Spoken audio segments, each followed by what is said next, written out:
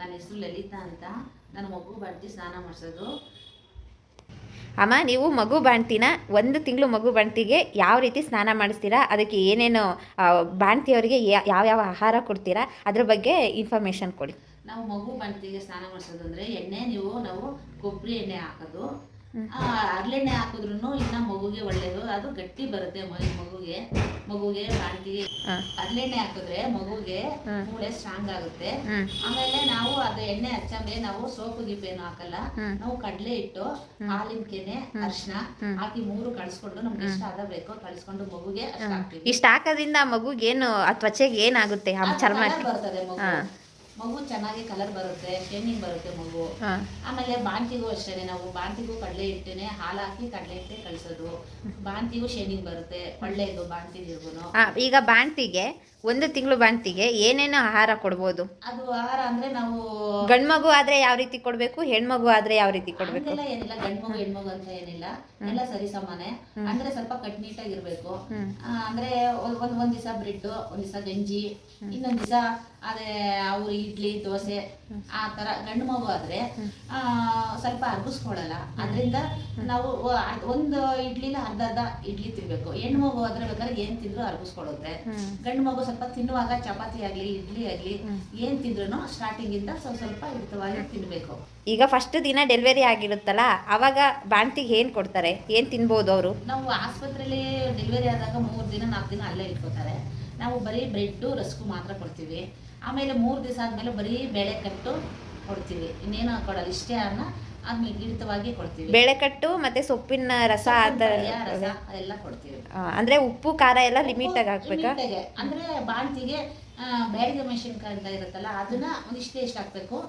ಅದು ಹಾಕ್ಬಿಟ್ಟು ಸಾಸಿವೆ 1-2 ಹಾಕ್ಲೋ ಬೇಡ ಅಂತ 1-2 ಕಾಳು, ಮೆಣಸಿನ್ಕಾಯಿ 1-2 ಕಾಳು ಜಾಸ್ತಿ ಹಾಕ್ಬಾರ್ದು, ಹೊಟ್ಟೆ ಉರಿ ಬರುತ್ತೆ ಬಾಣ್ತಿಗೆ. ಅದು ಒಗ್ಗರಣೆ ಹಾಕ್ಬಿಟ್ಟು ಕೊಡೋದು. ಇನ್ನೊಂದ್ ದಿವಸ ಇವಾಗ ನೀವು ಸೊಪ್ಪೆಲ್ಲ ಮಸಪ್ ಸಾಗೆಲ್ಲ ಬೇಯಿಸ್ಕೊಂಡಿರ್ತೀರಲ್ಲ, ಆ ಸೊಪ್ಪು ರಸ ಎಲ್ಲಾನು ಬಸ್ಕೊಂಡ್ಬಿಟ್ಟು ಬಾಣ್ತಿಗೆ ಒಂಚೂರು ಒಗ್ಗರಣೆ ಹಾಕ್ಬಿಟ್ಟು ಕೊಡೋದು. ಈಗ ಬಾಣ್ತಿಯವ್ರು ಡೆಲಿವರಿ ಆದ್ಮೇಲೆ ಬಟ್ಟೆನ ಯಾವಾಗಿಂದ ಕಟ್ಬೇಕು ಅವರು, ಬೊಜ್ಜು ಕರಗಲಿಕ್ಕೆ? ಅದು ಏನಂದ್ರೆ ಆಸ್ಪತ್ರೆಯಿಂದನೇ ಕಟ್ಟಿದ್ರೇನೆ ಒಳ್ಳೇದು.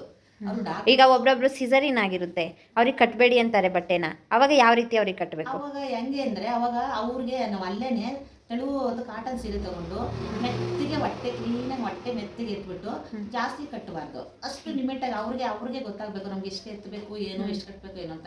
ಅಲ್ಲಿಂದನೇ ಕಟ್ಕೊಂಡ್ಬಂದ್ರೆ ಒಳ್ಳೇದು. ಯಾವಾಗ ಕಟ್ಟಿದ್ರು ಒಳ್ಳೇದು, ಸ್ಟಾರ್ಟಿಂಗ್ ಇಂದ ಕಟ್ಬಿಟ್ರೆ ಸ್ವಲ್ಪ ಒಳ್ಳೇದು. ಮಗು ಬಾಣ್ತಿಗೆ ಸ್ನಾನನ ಯಾವ ಥರ ಮಾಡಿಸ್ಬೇಕು? ಶೀತ ಆಗುತ್ತೆ ಮಗುಗೆ ಡೈಲಿ ತಲೆಗೆಲ್ಲ ಸ್ನಾನ ಮಾಡಿಸಿದ್ರೆ, ನೀವು ಯಾವ ರೀತಿ ಮಾಡಿಸ್ತೀರಾ? ನಾವು ಯಾವ ರೀತಿ ಅಂದ್ರೆ ಡೈಲಿ ಎಣ್ಣೆ ಮಸಾಜ್ ಮಾಡ್ತೀವಿ ಮಗುಗೆ.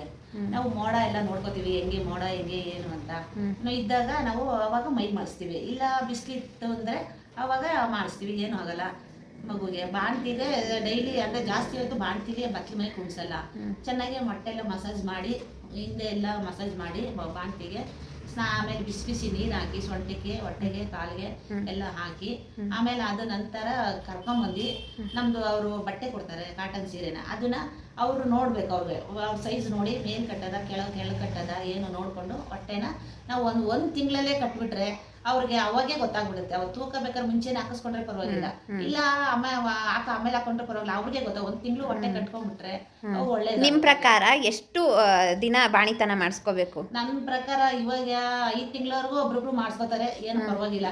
ಮಗುಗ್ ಮಾತ್ರ 1 ವರ್ಷನಾರ ಮಾಡಿಸ್ಕೋಬೇಕು. ಮಗುಗೆ ಈ ಕಾಲದಲ್ಲಿ ಮಕ್ಳಿಗೆ ಏನು ಶಕ್ತಿ ಇರಲ್ಲ, ಏನಿಲ್ಲ.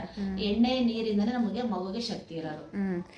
ಈಗ ನಿಮ್ಮ ಕಾಲದಲ್ಲೆಲ್ಲ ಬಾಣ್ತಿದಿರಿಗೆ ಎಷ್ಟು ವರ್ಷ ಮಾಡ್ತಾ ಇದ್ರು ಬಾಣಿತನ ಎಲ್ಲ? ನಮಗೆಲ್ಲ 1 ವರ್ಷ ಮಾಡೋರು. ಅವಾಗ ನೀವು ಇವಾಗ ಸೊಂಟ ನೋವು ನಿಮಗೆ ಏನೂ ಬರಲ್ಲ? ಇಲ್ಲ, ನಮಗೆ ಸೊಂಟ ನೋವು ಬೆನ್ನು ನೋವು ಏನೂ ಇಲ್ಲ. ಅಂದ್ರೆ 1 ವರ್ಷ ಬಾಣಿತನ ರೆಸ್ಟ್ ಇದ್ದು ಮಾಡಿಸ್ಕೊಂಡ್ರೆ ಒಳ್ಳೇದು. ಇವಾಗಿನ ಕಾಲದಲ್ಲಿ ಎಲ್ಲ 2 ತಿಂಗಳು 3 ತಿಂಗಳು 5 ತಿಂಗಳಿಗೆ ಲಾಸ್ಟ್ ಮಾಡ್ತಾರೆ. 5 ತಿಂಗಳು ಮಾಡಿಸ್ಕೊಂಡ್ರೆ ಒಳ್ಳೇದು. ಇವಾಗ ಮಾಡ್ತಿದ್ದೀರ 5 ತಿಂಗಳವರೆಗೂ ಮಾಡಿಸ್ಕೊಂಡ್ರೆ ಒಳ್ಳೇದು. ಮಗುಗೆ ಮಾತ್ರ 1 ವರ್ಷ ಬೇಕು. ಹಾಯ್ ಫ್ರೆಂಡ್ಸ್, ನಿಮಗೇನಾದರೂ ಮಗು ಬಾಣ್ತಿ ಬಗ್ಗೆ, ನಿಮಗೆ ಮಗುಗೆ ಹೆಂಗೆ ನೋಡ್ಕೋಬೇಕು, ಏನು ಕೊಡಬೇಕು, 3 ಮಂತ್ಸಿಗೆ ಏನು ಕೊಡಬೇಕು, 4 ಮಂತ್ಸಿಗೆ ಏನು ಕೊಡಬೇಕು, ಏನು ಗೊತ್ತಿಲ್ಲ. ಫ್ರೆಂಡ್ಸ್, ಏನಾದರೂ ನಿಮಗೆ ಮಗು ಬಾಣ್ತಿ ಬಗ್ಗೆ ಏನು ಇನ್ಫಾರ್ಮೇಷನ್ ಗೊತ್ತಾಗಿಲ್ಲ ಅಂದರೆ ಕಮೆಂಟ್ ಮಾಡಿ, ನಮ್ಮ ಅತ್ತೆ ನಿಮಗೆಲ್ಲ ಇನ್ಫಾರ್ಮೇಷನ್ನು ಹೇಳ್ತಾರೆ. ನಿಮಗೆ ಯಾವ 1 ಮಂತಿಗೆ 3 ಮಂತ್ಸಿಗೆ ಯಾವ ರೀತಿ ಬಾಣ್ತಿಗೆ ಊಟ ಕೊಡಬೇಕು, ಮಗುಗೆ ಯಾವ ರೀತಿ ಕೊಡಬೇಕು, ಮತ್ತು ಸಿರ್ಲಾಕ್ ಯಾವ ರೀತಿ ಮಾಡ್ಕೋಬೇಕು ಮನೇಲೆ ಅಂತ ಎಲ್ಲ ಇವ್ರು ತಿಳಿಸ್ಕೊಡ್ತಾರೆ. ನೀವೇನೇ ಇದ್ದರೂ ನನಗೆ ಕಮೆಂಟ್ ಮಾಡಿ, ನಾ ಗ್ಯಾರಂಟಿ ಇವರಿಗೆ ತಿಳಿಸಿ ನಾವು ವಿಡಿಯೋ ಮಾಡಿ ಅಪ್ಲೋಡ್ ಮಾಡ್ತೀವಿ.